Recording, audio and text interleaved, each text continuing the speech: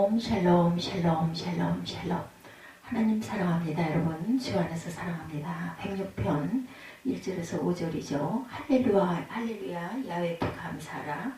그는 선하시며 그 인자하심이 영원하미로다. 누가 능히 야훼의 권능을 말하며 주께서 받으신 찬양을 다 선포하여라. 누가 능히 야훼의 권능을 다 말하며 주께서 받으실 찬양을 다 선포하라.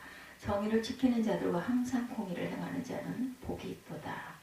야훼여 주의 백성에게 베푸시는 은혜로 나를 기억하시며 주의 구원으로 나를 돌보사 내가 주의 택하신 자가 형통함을 보고 주의 나라의 기쁨을 나누어 가지게 하사 주의 유산을 자랑하게 하소서. 네, 주님이 주신 유산 여러분들 뭔지 아시죠? 예, 우리에게 영원한 생명 구원을 주신 것이 바로 주님이 주신 유산입니다. 목사님이 기도하시는 그 소리를 잠깐 극동 방송을 통해서 들었더니 우리를 천국의 상속자가 되게 하여 주옵소서 하고 기도하시는 그 말씀이 상당히 인상이 깊었습니다. 맞습니다. 우리에게 천국의 상속을 할 수 있도록 상속받는 상속자들이 다 되게 해주셨어요. 나라가 망하고 민족은 온 세상으로 갈기가 이렇게 찢겨져 나간 상황에서 하나님께 구원을 갈망하는 기도가 오늘 본문 10편 106편의 내용입니다. 4절에 보면 주님의 백성에게 은혜를 베푸실 때 나를 기억하여 주옵소서. 그들을 구원하실 때 나를 기억하여 주옵소서. 하나님은 구원의 하나님이십니다. 이스라엘이 홍해에 이르렀을 때 뒤에서 애굽의 군대가 뒤쫓아옵니다. 절대 전능의 순간에 하나님께서 바다를 갈라주시죠. 9절에도 10절, 11절에도 보면 주님께서 홍해를 꾸짖어 바다를 말리시고 그들로 깊은 바다를 광야처럼 지나가게 하셨습니다. 물이 대접을 덮음으로 그 가운데 한 사람도 살아나지 못하였습니다. 그때 미리암은 소고를 들고 여인들과 함께 춤을 추며 주님께 노래를 불렀죠. 홍해를 가르신 것은 하나님의 구원에 대한 상징과도 같은 사건이었고 모든 성도들이 누리는 축복이기도 합니다. 그런데 홍해를 건너고 그렇게 기뻐했던 이스라엘 백성들이 어찌하여 나라를 잃어버리고 이방 나라의 포로로 잡혀서 죽도록 종노릇하게 이르렀느냐 하는 거죠. 주변의 강대국 때문이 아니었습니다. 하나님의 백성이면서 세상을 따라 살고 하나님의 말씀을 어겼기 때문이죠. 13절에 보면 그들은 어느새 주님의 하신 일을 잊어버리고 주님의 가르침을 기다리지 않았습니다. 35, 6절에도 오히려 이방 나라와 섞여서 그들의 행위를 배우며 그들의 우상을 섬겼고 이런 일들이 그들에게 올가미가 되었습니다. 이스라엘 백성들이 죄의 포로가 되었기에 적들에게 포로가 되고 만 거예요. 그래서 시편 기자는 하나님께 자신들의 죄를 회개하죠. 6절에 우리도 우리 조상처럼 죄를 지었으며 나쁜 길을 걸으며 악행을 저질렀습니다. 나라가 큰 위기를 맞이한 우리에게도 이 회개가 필요합니다. 우리 인생에 영향을 끼칠 요소들은 주변에 얼마든지 있죠. 부모, 가족, 고향, 출신 학교, 결혼, 취직 등에 따라 사람들의 삶이 달라집니다. 그러나 인생이 변화되는데 가장 큰 영향을 주는 요소 여러분들 무엇인지 아십니까? 신앙이죠. 어느 날 하나님을 믿게 되었다면 하나님의 살아계심을 알게 되었다면 인생이 바뀝니다. 그 어떤 요소도 이처럼 사람을 바꿀 수는 없습니다. 그러나 하나님을 믿어도 삶의 변화가 없는 사람들 왜 이럴까요? 하나님을 실제로 안 믿었던 거죠. 나라를 위하여 기도하면서 주여 무엇을 회개해야 합니까? 라고 물어주셨을 때 언제 한번 주님을 진짜 믿어본 적이 있었는가? 언제 주님이 진정 주인이 되신 적이 있었는가? 하는 마음이 들었어요. 언제 한번 주님을 진짜 믿어본 적이 여러분들 있으십니까? 언제 주님이 진정 주인이 되신 적이 있으십니까? 우리가 북한을 어떻게 극복합니까? 갈등과 이질감이 말할 수 없이 큰데 무슨 힘으로 북한을 품고 통일된 나라를 만들 수 있겠습니까? 정치일까요? 군사력일까요? 경제력일까요? 교육일까요? 과연 어떤 것이 신뢰가 가십니까? 아무것도 없습니다. 오직 신앙뿐이죠. 6.25전쟁 때 무너졌지만 신앙에 힘이 있었어요. 모든 게 무너졌지만 그때 수많은 기독교인들이 북에서 남으로 피난을 내려옵니다. 삶의 터전, 집과 재산을 다 버리고 피난을 여러분들 떠난다라는 게 쉽지가 않죠. 그러나 예수 믿으려면 피난 가는 수밖에 없었어요. 그래서 남쪽으로 내려온 사람이 널려 있습니다. 그러니 남한의 성도들도 신앙의 자세가 또한 달라지지와 함께 그 신앙으로 전쟁으로 완전히 무너진 나라가 다시 일어납니다. 당시 형편은 너무 어려웠지만 하나님을 의지하는 믿음 하나는 아주 뜨거웠어요. 그러나 지금은 어떻습니까? 우리의 믿음은 유혹과 시련 앞에서 얼마나 견고할까요? 여러분들, 네, 유럽이 이슬람화되고 있습니다. 영국은 대표적이고 거의 모든 유럽의 나라들이 같은 형편이에요. 1300년 전 8세기 이슬람 세력이 유럽을 삼키려 했던 적이 있었어요. 그때 유럽은 이슬람 세력을 막아냅니다. 예, 샤를 마르텔 대제가 결정적으로 이슬람 군대를 격퇴하였지만 더 중요한 요인은 바로 신앙에 있었죠. 당시 유럽인들에게 이슬람을 이겨낼 신앙이 있었습니다. 그러나 지금은 그렇지 못해요. 유럽이 철저한 무신론 사회가 되면서 이슬람을 이길 힘이 전혀 없으니 드러납니다. 이것이 지금 우리나라의 문제이기도 하죠. 우리나라가 급속히 무신론 사회가 되어가고 있어요. 이런 상황에서 우리 기독교인들이 적당히 믿으면 안 됩니다. 그러면 다 죽죠. 철저히 그리스도인이 되어야 합니다. 부활의 주님을 바라보아야 예수님이 왕인 삶을 우리는 살아야 됩니다. 분명히 깨달아야 할 것은 우리가 정말 붙잡아야 하는 것은 돈과 건강이 아니라 항상 함께 하시는 주님이시죠. 출애굽했던 이스라엘 백성들이 금송아지를 만들어 섬겼을 때 하나님께서는 이스라엘 백성들을 진멸하고 모세를 통하여 새 민족을 만드시겠다고 하셨어요. 그때 모세는 민족을 위하여 자신의 목숨을 걸고 기도하므로 하나님께서 마음을 돌이키십니다. 그래서 하나님께서는 약속하셨으니 이스라엘 백성들이 가나안 땅에 들어가 그 땅을 차지하게 해주겠다고 하시면서 하나님은 친히 함께 하시지 않고 천사를 보내겠다 말씀하시죠. 출애굽기 33장 23절에 그때 모세는 정색을 하면서 안 된다고 하죠.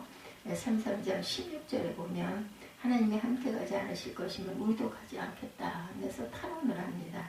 나와 주의 백성이 주의 목전에 은총 입은 줄을 무엇으로 알리까? 주께서 우리와 함께 행하심으로 나와 주의 백성을 천하 만민 중에 구별하심이 아니니까.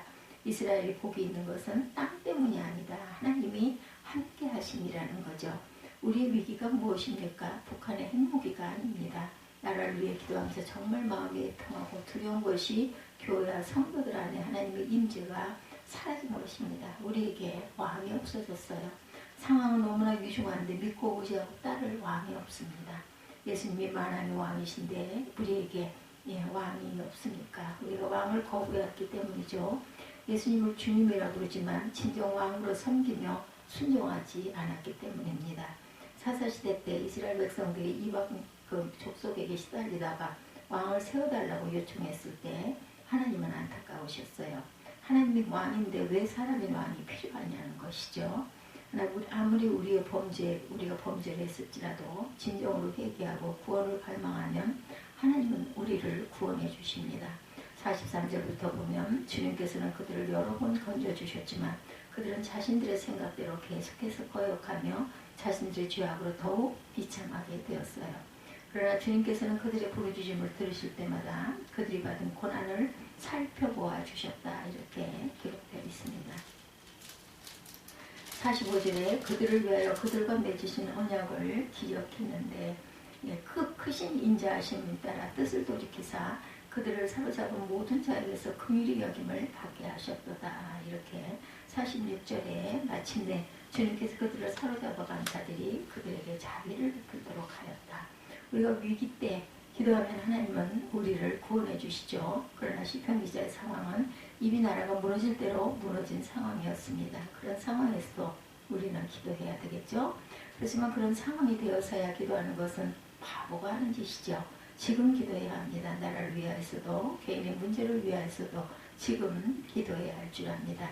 평화 통일을 위해서 70년이 넘도록 기도했는데 응답이 없어요.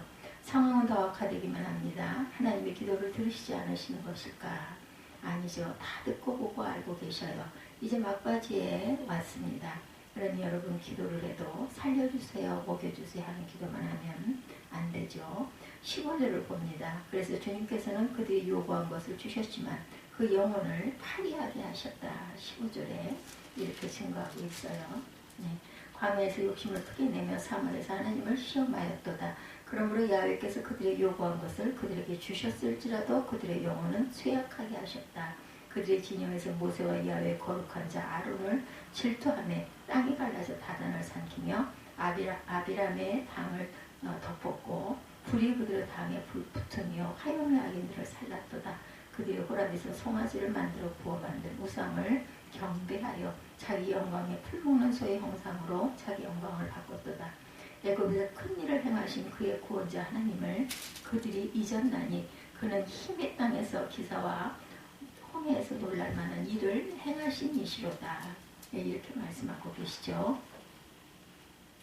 우리나라에는 예수님의 왕이 진정한 그리스도인들이 필요합니다. 이것은 나라를 살리는 일이라고 생각하지 마시고 자기 자신이 살아나는 길이라는 것, 자기 자신의 생명이 사는 길이라는 것을 잊지 맙시다. 세 번째, 공의를 지키는 이들과 언제나 정의를 실천하는 이들은 복이 있죠. 우리는 더 이상 안 된다, 힘들다 하면 안 되죠. 반드시 살아내야만 합니다. 그래서 잠들지 않게 서로 깨워야 되죠. 예수님의 왕 되신 삶을 살도록 격려하고 도와주고 붙잡아주고 세워줘야 합니다. 우리만 애쓰는 것이 아니라 주님께서도 우리를 돕고 계시죠. 빌립보서 4장 13절에 내게 능력 주시는 자 안에서 내가 모든 것을 할 수 있느니라.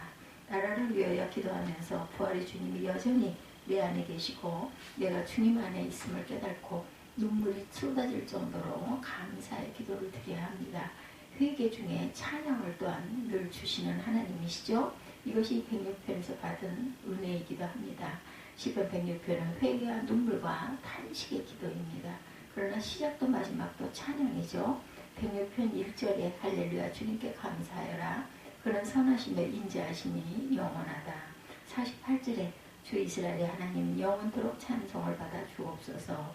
온 백성은 아멘하고 응답하여라. 이렇게 끝이 납니다. 48절에 야훼 이스라엘의 하나님을 영원부터 영원까지 찬양할지어다. 모든 백성들아 아멘할지어다. 할렐루야. 마지막 절입니다.